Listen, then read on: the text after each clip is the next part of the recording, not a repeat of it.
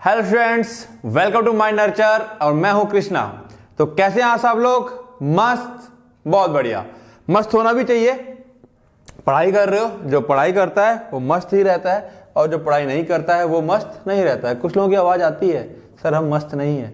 अरे कैसे होगे भैया मस्त? पढ़ाई करो, पढ़ाई करोगे तो मस्त रहोगे। खैर, आते हैं हम लोग फर्स्ट ईयर की जो क्लास है हमारे पास। ठीक है, पहला चैप्टर है introduction to pharmaceutical chemistry, lecture number 3। उम्मीद करता हूं पहले के 2 लेक्चर देख लिए होंगे। नहीं देखे हैं तो देख लो, ज्यादा बेटर है। लिंक अप तो नहीं है इससे उसका, लेकिन हाँ सीक्वेंस बना रहेगा तो ज्यादा अच्छा है। खैर, इस चैप्टर में हम लोग यानी कि इस टॉपिक में, इस लेक्चर में हम लोग पढ़ने वाले हैं सोर्सेस ऑफ इम्प्योरिटीज। इम्प्योरिटी के सोर्सेस क्या क्या हैं एंड अगर इम्प्योरिटीज आ जाती हैं तो उनका क्या इफेक्ट होने वाला है। बात समझ में आ गई? सोर्सेस ऑफ इम्प्योरिटीज, और अगर इम्प्योरिटीज रहेंगी तो उसका क्या इंपैक्ट पड़ने वाला है हमारी दवाइयों पर। चलो स्टार्ट करते हैं।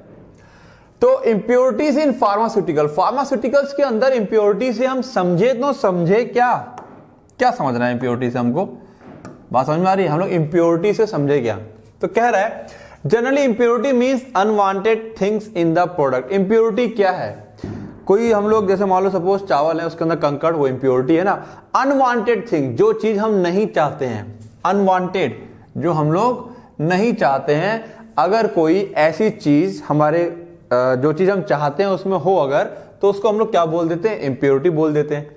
ठीक है, बात करें फार्मास्यूटिकल्स की, तो फार्मास्यूटिकल केमिस्ट्री में except the organic substance that arise during the manufacturing process, जो मैन्युफैक्चरिंग प्रोसेस के दौरान ऑर्गेनिक सब्सटेंस अराइज होते हैं, उनको छोड़ के उसके अलावा जो भी कुछ उसके अंदर अगर एक्स्ट्रा है हमारे मेन प्रोडक्ट के अलावा, तो वो सब क्या कहलाएगा? एज अ इम्प्योरिटी कहलाई जाती है वो। कंसीडर्ड, कंसीडर्ड स्पेलिंग गलत है ये, दिस इज क्या हो जाएगा? कंसीडर्ड। क्लियर है? कंसीडर्ड।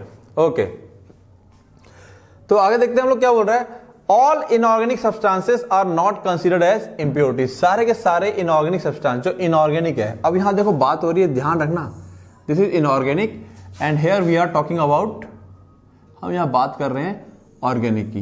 दोनों में अंतर है, ठीक है ना। All inorganic substance are not considered as impurities until unless they are toxic such as heavy metal. Until unless, जब तक कि सारे के सारे इनऑर्गेनिक सब्सटेंस क्या होंगे? इम्प्योरिटी में अंदर काउंट नहीं किए जाएंगे जब तक कि वो टॉक्सिक ना हो, जब तक कि क्या ना हो। इनऑर्गेनिक सब्सटेंस पड़ा है, पड़ा रहने तो हमें उससे फर्क नहीं पड़ता, लेकिन अगर वो टॉक्सिक है तो हमें फर्क पड़ेगा। एग्जाम्पल दे रहा है हैवी मेटल्स का, आर्सेनिक का। ठीक है, बात करते हैं हम लोग, चलते हैं आगे। सोर्सेस ऑफ इम्प्योरिटी, इम्प्योरिटीज के क्या क्या सोर्स हो सकते हैं? ठीक है, तो पहला कह रहा है हम लोग बात करेंगे रॉ मटेरियल। रॉ मतलब समझते हो ना, कच्चा। रॉ मतलब क्या है? कच्चा, जहां से हम लोग बनाने की शुरुआत करते हैं। जैसे कि हम लोग गेहूं, रोटी बनाने के लिए हमें क्या चाहिए होगा? गेहूं। गेहूं में अगर कंकड़ होगा और वो पिस जाएगा तो वो कंकड़ पिसा हुआ हमारे आटे में भी आ जाएगा। तो यहां बात हो रही है रॉ मटेरियल की। तो इनिशियल सोर्स, शुरुआती सोर्स जो है कैसा है? शुरुआती source of impurity is the raw material. सबसे शुरुआत में अगर कहीं पे इम्प्योरिटी आ सकती है तो वो कहां से आ सकती है? रॉ मटेरियल से आ सकती है। ठीक है ना, कहां से आ सकती है? रॉ मटेरियल से आ सकती है। Okay, because the impurities present in raw material, the impurities present in raw material may affect the process and contaminate the end product. जो इम्प्योरिटी उसके अंदर मौजूद है वो ऐसा हो सकता है कि जो प्रोसेस हम लोग अपना रहे हैं प्रोडक्ट बनाने के लिए, उसके ऊपर असर डाल सकती है। यहां तक कि कंटेमिनेट मतलब दूषित करना। कंटेमिनेट का मतलब दूषित, दूषित करती है एंड प्रोडक्ट को, यानी कि जो हमारा मेन प्रोडक्ट हम बन के आना चाहता है उसको भी क्या कर देगी? कंटेमिनेट कर देगी, दूषित कर देगी। एग्जाम्पल की बात करें, यहां पर एग्जाम्पल दे रखा है मैग्नीशियम क्लोराइड,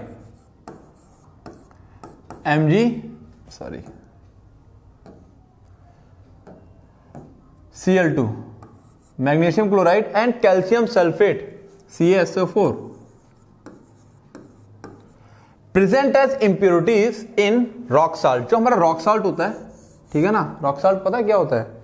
रॉक सॉल्ट क्या बोलते हैं, सेंधा नमक, हमारा सेंधा नमक जो होता है उसके अंदर मैग्नीशियम क्लोराइड और कैल्शियम सल्फेट जो होता है एज ए इम्प्योरिटी मौजूद होता है। जो बिस्मथ के कंपाउंड है, bismuth compound shows traces of, trace मतलब बहुत कम,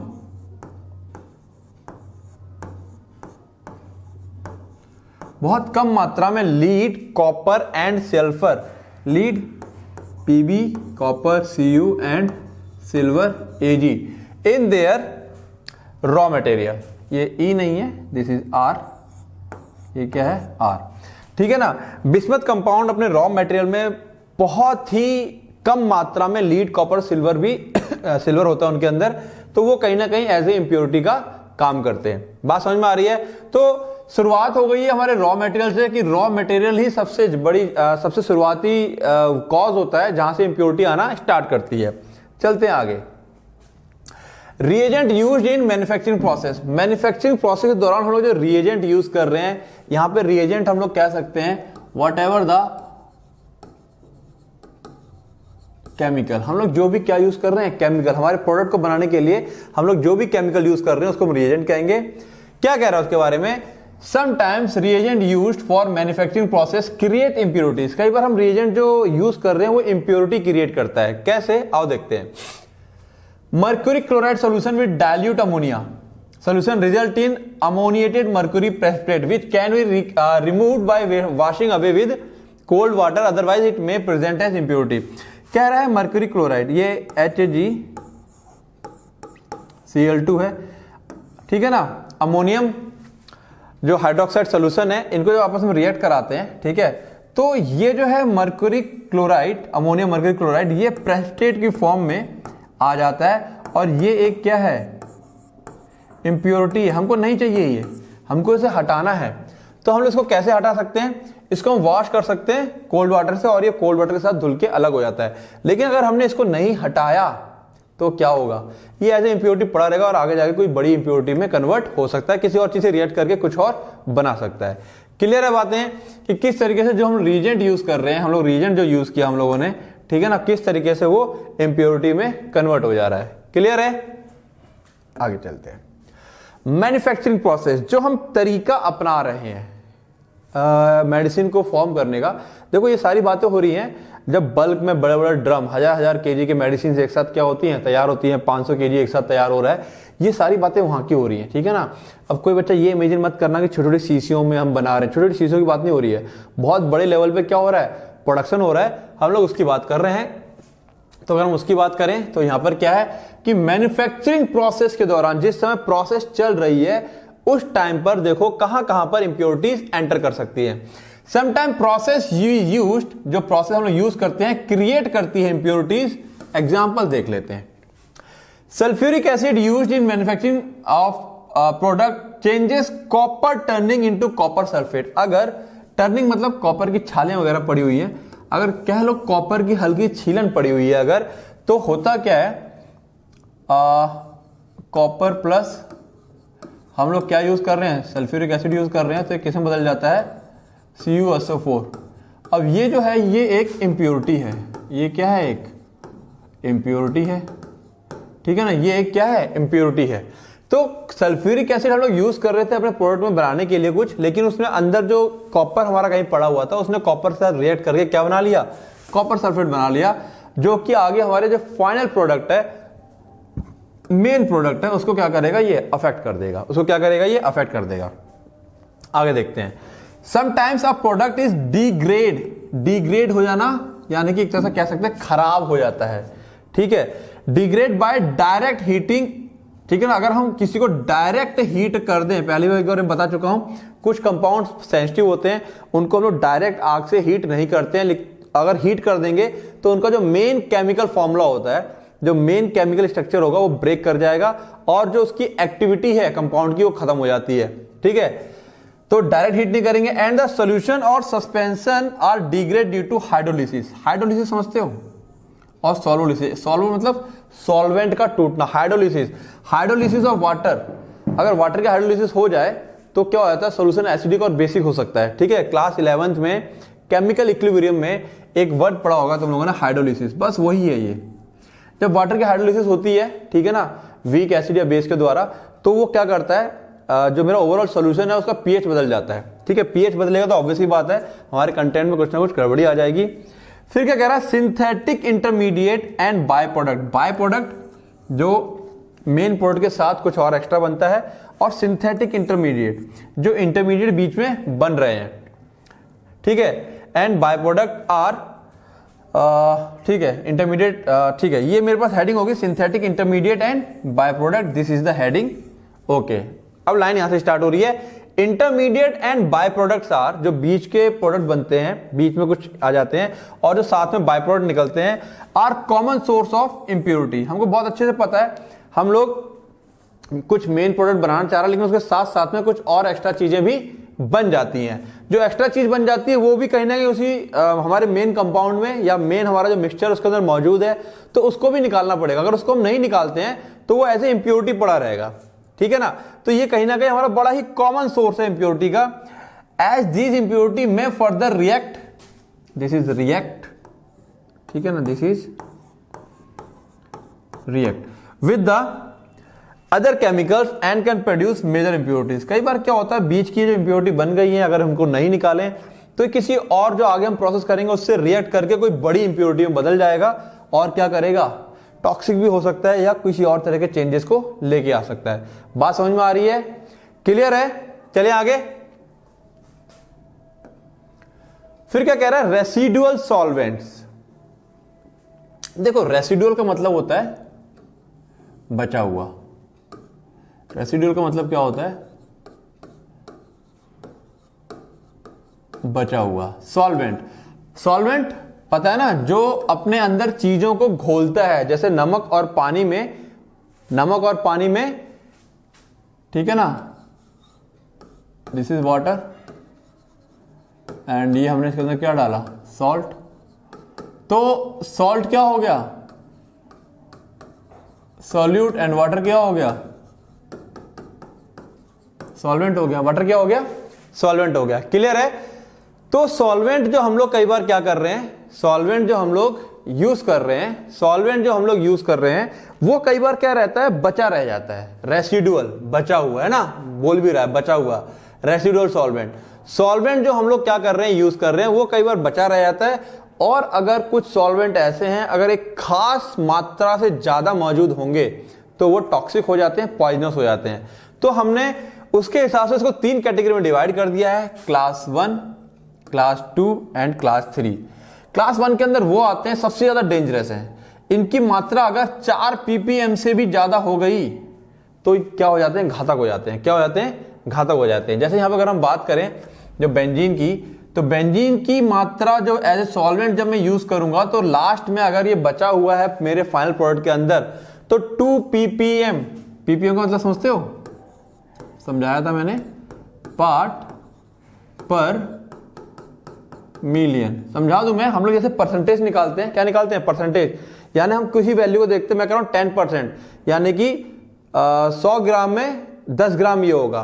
पार्ट पर मिलियन यानी कि ये कितना होता है, 10 की पावर 6। वो 100 ना लेकर के हम लोग 10 लाख लेते हैं। क्या लेते हैं, 10 लाख ग्राम में मात्र 2 ग्राम होना चाहिए, उससे ज्यादा नहीं होना चाहिए। दिस इज द पार्ट पर मिलियन, यानी कि काफी ज्यादा टॉक्सिक है, इसीलिए इसकी मात्रा बची हुई नहीं रहनी चाहिए, हमारे फाइनल प्रोडक्ट में रहती है तो इससे ज्यादा नहीं होनी चाहिए। टेस्ट होते हैं इन सब चीजों के। कार्बन टेट्राक्लोराइड, बेंजीन, बेंजीन पता है ना क्या होता है, अरे बेंजीन का स्ट्रक्चर तो पता होगा। कार्बन टेट्राक्लोराइड CCl4, 4 ppm से ज्यादा नहीं होना चाहिए। क्लियर है? देन क्लास 2 में वो आते हैं, थोड़ा सा ज्यादा भी होगा तो चल जाएगा, इतना टॉक्सिक नहीं है। जैसे कि इनकी क्वांटिटी 3000 ppm से ज्यादा नहीं होनी चाहिए। जैसे कि मिथाइलिन क्लोराइड है, 600 ppm से ज्यादा नहीं होनी चाहिए। मिथनॉल है, 3000 ppm से ज्यादा नहीं होना चाहिए। पायरिडीन है, 200 ppm से ज्यादा नहीं होना चाहिए। टॉल्विन है, 890 ppm से ज्यादा नहीं होना चाहिए। बात क्लियर हो रही है? देन मेरे पास है क्लास 3। क्लास 3 में क्या होता है, ये सेफ है, तो इसीलिए सबसे ज्यादा हम लोग सॉल्वेंट की तरह इसका यूज करते हैं। क्लास 3 का 50 मिलीग्राम तक भी अगर मौजूद है तो फर्क नहीं पड़ता। कौन आ जाएगा, acetic acid, acetone, isopropyl alcohol और ब्यूटेनॉल, ठीक है ना, एंड इथेनॉल। तो ये कंपाउंड ऐसे है कि थोड़ा ज्यादा मात्रा में भी मौजूद है तो हमारी बॉडी में कोई भी फर्क नहीं डालेंगे। बात समझ में आ रही है? क्लियर है? रेसिडुअल सॉल्वेंट क्लियर हो गया अच्छे से, मतलब जो सॉल्वेंट हम लोग इस्तेमाल कर रहे हैं वो सॉल्वेंट फाइनल प्रोडक्ट में इतने से ज्यादा नहीं होना चाहिए। ओके, नेक्स्ट है एनवायरमेंटल रिलेटेड इंप्योरिटीज। ये बड़ा सिंपल है, पढ़ोगे तो बड़ा मजा आएगा इसको। एनवायरमेंट, हम लोग काम कर रहे हैं, हमारे आसपास का माहौल है, कई बार धूल मिट्टी आ रही है या मॉइस्चर है, पाउडर जो हम लोग इस्तेमाल कर रहे हैं उसने मॉइस्चर खींच लिया, गीला गीला सा हो गया है, तो ये सारी चीजें किस में आती हैं? एनवायरमेंटल रिलेटेड इंप्योरिटीज में आ जाती हैं। क्लियर है? देखते हैं। एटमॉस्फेयर ऑफ इंडस्ट्रियल एरिया, जहां इंडस्ट्रीज होती हैं, जहां पर ये सारा काम होता है, वहां पर जो एटमॉस्फेयर है इज जनरली कंटेमिनेटेड विद, वो एटमॉस्फेयर में जनरली तुम्हें कंटेमिनेटेड मतलब दूषित होता है, वहां पर जनरली कैसी गैसेस पाई जाती हैं? H2S hydrogen sulphide, SO2 sulphur dioxide, suit black smoke. Suit मतलब जैसे कि कैंडल लो, कैंडल के ऊपर से स्टील की कटोरी रखो तो काला काला जम जाता है, तो हमको तो दिख रहा है कि कैंडल के ऊपर कुछ नहीं है, लेकिन कैंडल अपने अंदर से क्या निकाल रही है? काला काला ब्लैक कार्बन निकाल रही है, जिसको हम लोग क्या बोलते हैं? सूट बोलते हैं। डस्ट पार्टिकल, डस्ट पार्टिकल भी धूल मिट्टी वाले नहीं होते, वहां पे जनरली क्या पाया जाएगा? एल्यूमिनियम ऑक्साइड मिलेगा, सिलिका मिलेगा, ठीक है ना, सिलिका ग्लास। ये एज ए इंप्योरिटी हमारे इंडस्ट्रियल एरिया में बहुत ज्यादा पाया जाता है। अगर प्रॉपर रूम ना हो, चारों तरफ बंद ना हो, तो ये सारी इंप्योरिटीज भी आकर के हमारे कंपाउंड में क्या होती है? मिक्सअप हो जाएंगी। देन अगर हम बात करें दिस में contain in the final product during the process, ये फाइनल प्रोडक्ट में आके मिल सकती है। Next, humidity affect the drug. Humidity मतलब नमी, ह्यूमिडिटी क्या होती है? नमी। Affect the drugs which are hygroscopic, जो पानी सोखे,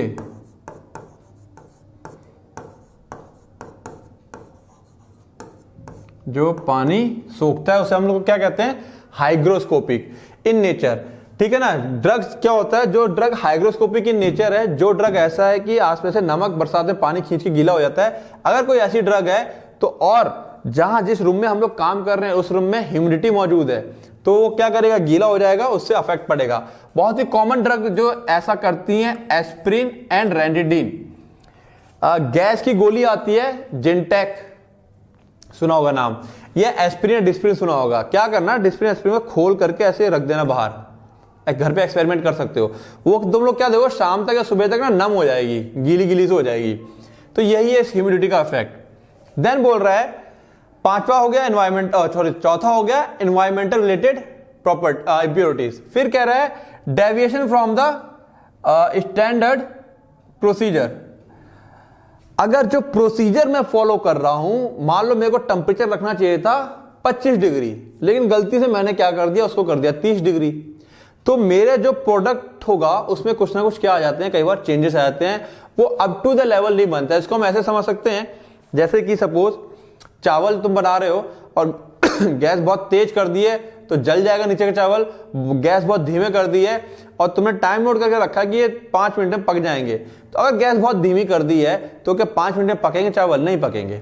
तो सेम प्रोसेस यहां पर है, जो चीज हमने क्राइटेरिया सेट कर रखा है, अब उस क्राइटेरिया में क्या क्या आते हैं, जैसे हम किसी को मिक्स कर रहे हैं, है ना, चीनी पानी का घोल बना रहे हैं, चीनी डाल दी, घोला नहीं अच्छे से तो घुलेगा नहीं, मिलेगा नहीं अच्छे से। टेम्परेचर प्रॉपर सेट करना था, पीएच, ठीक है, और कुछ अदर कंडीशंस है जो हम लोग को देखनी होती हैं। तो ये सब चीजें अगर हम प्रॉपर नहीं करेंगे तो भी हमारे में क्या आएगा, इन सब की वजह से अब मान लो चावल कच्चा रह गया है, तो यानी कि कोई दवाई जो प्रॉपर मिक्सअप होनी थी या उसको फाइनल प्रोडक्ट में चेंज होना था, पूरी तरीके से चेंज नहीं हो पाया, तो वो एज ए इम्प्योरिटी उसमें पड़ा रहेगा और हमारा फाइनल प्रोडक्ट जो बनेगा उसमें जाकर के जुड़ता चला जाएगा। क्लियर है बातें? माइक्रोबियल, माइक्रोबियल, ठीक है,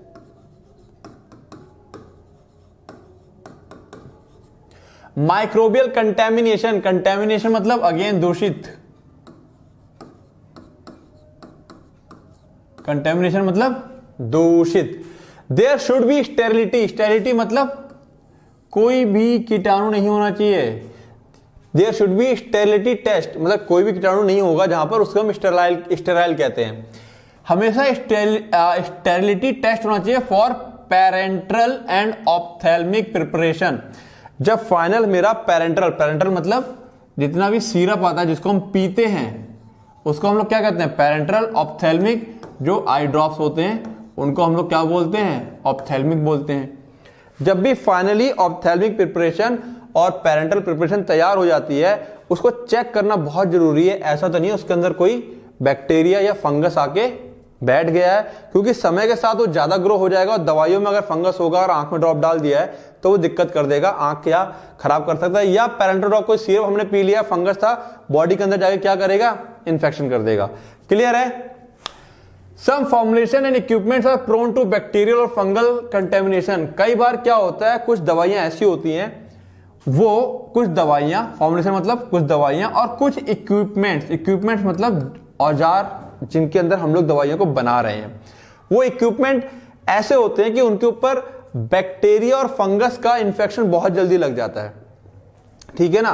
तो ऐसी सिचुएशन में हमें क्या करना पड़ेगा, स्टेरिलिटी टेस्ट एक बारी पक्का करना पड़ेगा। चेक करेंगे कि कहीं बैक्टीरिया फंगस का जमावड़ा तो नहीं है वहां पे, कहीं फैल तो नहीं रहा है फंगल और बैक्टीरिया। देन आता है हमारे पास पैकिंग एरर। क्या है ये? पैकिंग एरर मतलब पैक करते वक्त अगर कोई गलती हो जाए। पैकिंग करते वक्त कैसी गलती होती है देखते हैं। दो ड्रग्स हैं, ठीक है, यहां पे दो ड्रग्स अपीयरिंग सिमिलर, दो ड्रग्स हैं एक जैसे दिखाई पड़ रहे हैं, ये भी लाल पाउडर है, ये भी लाल पाउडर है, ये दर्द का है, ये बुखार का है।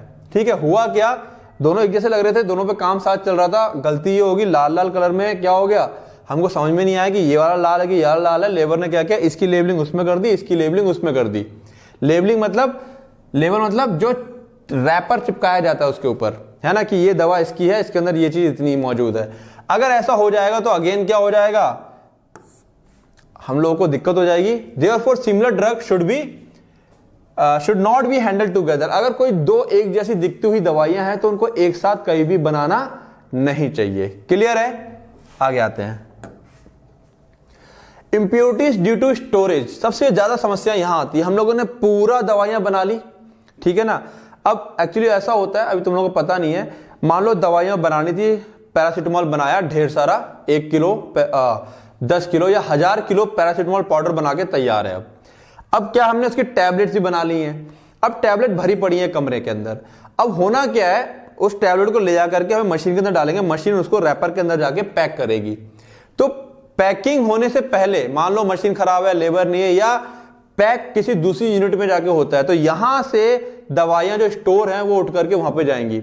यानी कि पैकिंग होने से पहले जितना भी हमने दवाइयां तैयार की हैं, जितना भी पाउडर फॉर्म में तैयार किया है, सिरप फॉर्म में तैयार कर रखा है, उसको हमें क्या करना होता है, स्टोर करना होता है, प्रॉपर स्टोर करना होता है। अगर स्टोर नहीं करेंगे तो दिक्कत आ जाएगी। जिस तरीके से हम लोग जब गेहूं कट जाता है ना, गेहूं कटने के बाद उसे अपना स्टोर करते हैं, भंडार करते हैं, उसी तरह से दवाई बन जाती है तो हम उसे स्टोर करते हैं, फिर फाइनल पैकिंग बाद में होती है।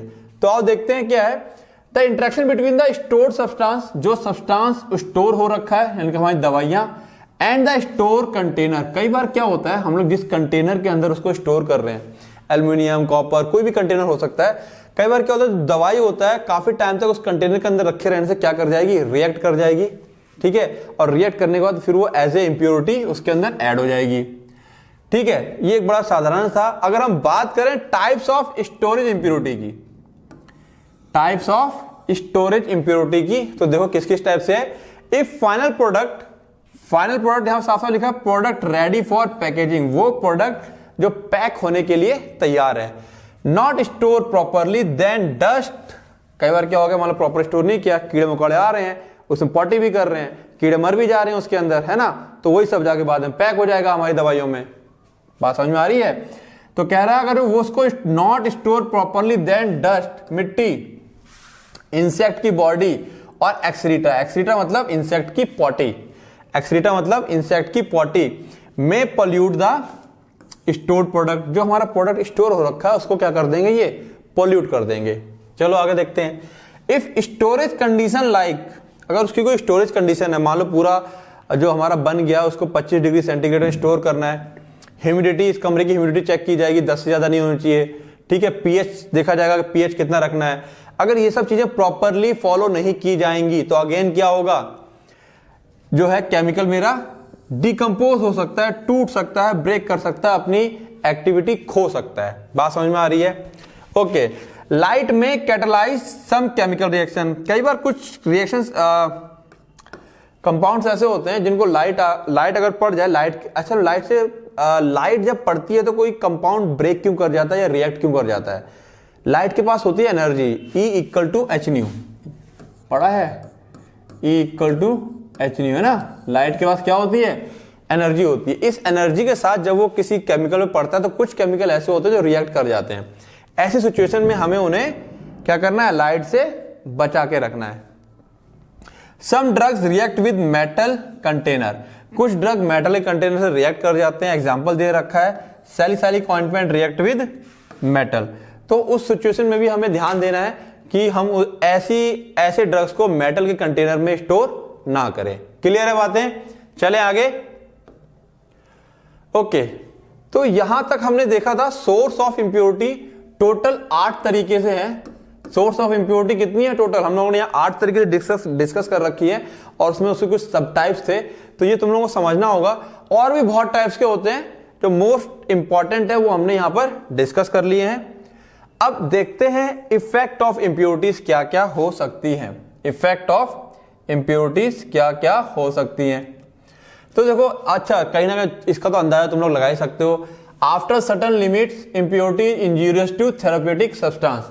अगर मान लो एक लिमिट के बाद, मान लो हमने जैसे वहां डिसाइड किया था कि जो बेंजीन है हमारे पास वो 2 ppm से ज्यादा नहीं होना चाहिए। अगर उससे ज्यादा है तो हमारे लिए भी टॉक्सिक हो सकता है। कई बार जो सब्सटेंस है उसको हम थेराप्यूटिक बोलते हैं। थेराप्यूटिक मतलब जो हमको ठीक करेगा, ऐसा सब्सटेंस जो हमको ठीक करेगा, ऐसे सब्सटेंस को हम लोग क्या बोलते हैं? Therapeutic substance. उससे रिएक्ट करके उसकी एक्टिविटी को क्या कर सकता है? खत्म कर सकता है। इंप्योरिटी में अफेक्ट द थेराप्यूटिक एफिशिएंसी। जो उसकी क्षमता है, मान लो 500 mg खानी थी, 500 mg तो खाई हमने, लेकिन इंप्योरिटी ने उसकी 500 mg की क्षमता को मात्र 100 mg में ही बदल दिया है। आफ्टर सर्टेन पीरियड, कुछ समय के बाद, even small amount of impurity is toxic. कई बार क्या होता है, हम खाए जा रहे हैं, इंप्योरिटी खाए जा रहे हैं, ठीक है, 2-2 गोलियां खा रहे हैं, इंप्योरिटी जा रही है। एक टाइम वो आ जाएगा कि अब अगर तुमने हल्की सी भी वो इंप्योरिटी खाई तो वो तुम्हारे लिए जहर बन जाएगी, क्योंकि बॉडी ऑलरेडी इतनी इंप्योरिटी ले चुकी है, बॉडी में काफी ज्यादा डैमेज हो चुका है। एक एक्स्ट्रा इंप्योरिटी का पार्ट बॉडी में जाएगा तो वो क्या हो जाएगा? एकदम टॉक्सिक हो जाएगा। क्लियर है? इंप्योरिटी में अल्टर मतलब मैंने बताया था बदल देना। Physical and chemical properties of substance. Physical और केमिकल प्रॉपर्टी ऑफ सब्सटेंस को क्या कर सकता है? वो बदल सकता है। And make it therapeutically inactive. Therapeutically मतलब जो हमें ठीक करने की इसकी क्षमता है उसको इनएक्टिव कर देगी, खत्म कर देगी। Some impurities result in, point number 5, some impurities result in incompatible with other substance. कुछ इंप्योरिटीज ऐसी होती हैं जो अदर सब्सटेंस होते हैं, जो दवाइयों के अंदर कुछ और भी चीजें होती हैं, प्रिजर्वेटिव्स होते हैं या कुछ और चीजें होती हैं जो दवाई को मेंटेन करके रखते हैं। जैसे कोई भी दवाई है 3-3 साल 5-5 साल कैसे टिकी हुई है, तो उसके अंदर प्रिजर्वेटिव पड़े हुए हैं, कुछ कई बार फ्लेवर्स पड़े होते हैं, उनके साथ कई बार क्या हो जाता है, ये इंप्योरिटीज इनकॉम्पेटिबल हो जाती है, फिर दिक्कत होना स्टार्ट हो जाती है। 6 पॉइंट क्या कह रहा है? Some impurities create technical difficulty. जैसे मैंने बताया, हमको पाउडर चाहिए एकदम फ्री फ्लो, एकदम मतलब सूखा हुआ पाउडर, लेकिन ह्यूमिडिटी आ गई, पाउडर नम हो गया। अब हम आगे उसको बनाना चाहते हैं, लेकिन पाउडर फ्री फ्लो नहीं है, एकदम वैसा नहीं है, सूखा हुआ नहीं है, चिपचिपा रहा है। तो हम अगर आगे दवाइयां बनाना चाहते हैं तो कहीं ना कहीं क्या होगी? दिक्कत होगी, हमें उसे फिर से सुखाना पड़ेगा। तो कह रहा है some impurities create technical difficulties in formulations. 7th,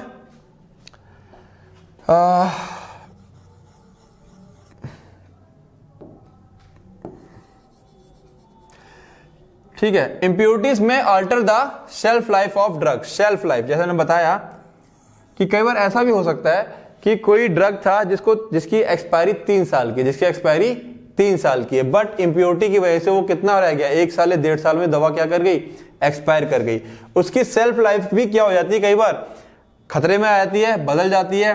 next क्या बोल रहा है? Sometime they change. कई बार क्या करता है वो, उसके अंदर तो कोई चेंज नहीं करेगा, मतलब उसकी एक्टिविटी वैसी वैसी रहती है, बट उसका कलर चेंज हो जाएगा, ऑर्डर चेंज हो जाएगा, टेस्ट बदल देगा उसका। ये सब हार्मफुल तो नहीं होते हैं, बट हमको ऐसा लगता है कि दवाई क्या हो गई है, खराब हो गई है, तो हम लोग उसको लेना फिर पसंद नहीं करते। बात समझ में आ रही है? Okay, effect. ओके, तो ये हमारे पास टोटल 8 तरीके के इफेक्ट हम लोगों ने यहां डिस्कस किए हैं। तो उम्मीद है सोर्सेस ऑफ इंप्योरिटीज कहां कहां से आती हैं समझ में आया होगा, और इफेक्ट ऑफ इंप्योरिटीज, क्या इफेक्ट आएगा दवाइयों पे, ये तुम लोगों को समझ में आया होगा। अब इन पॉइंट में तुम लोग चाहो तो एग्जाम में अपनी तरफ से कुछ थोड़ा सा एक्स्ट्रा ऐड करके लिख सकते हो, कोई ऐसा जरूरी नहीं है कि डिट्टो ऐसा ही लिखना है, समझना है, केवल एक मेन चीज पकड़ लेनी है, उसके बाद क्या करना है एग्जाम में अपनी तरफ से लिख सकते हो।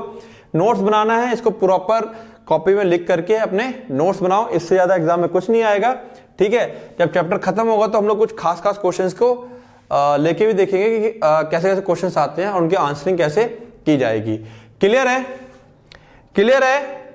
ओके, तो एक ही काम पढ़ना है, जो पढ़ा दिया है एटलीस्ट उसको पक्का पढ़ना है, जो पढ़ चुके हो उसे एक बार रिवाइज पक्का करना है, और बस फिर पढ़ाई बहुत आसान हो जाएगी। ओके, रिवाइज करोगे? Okay, all the best.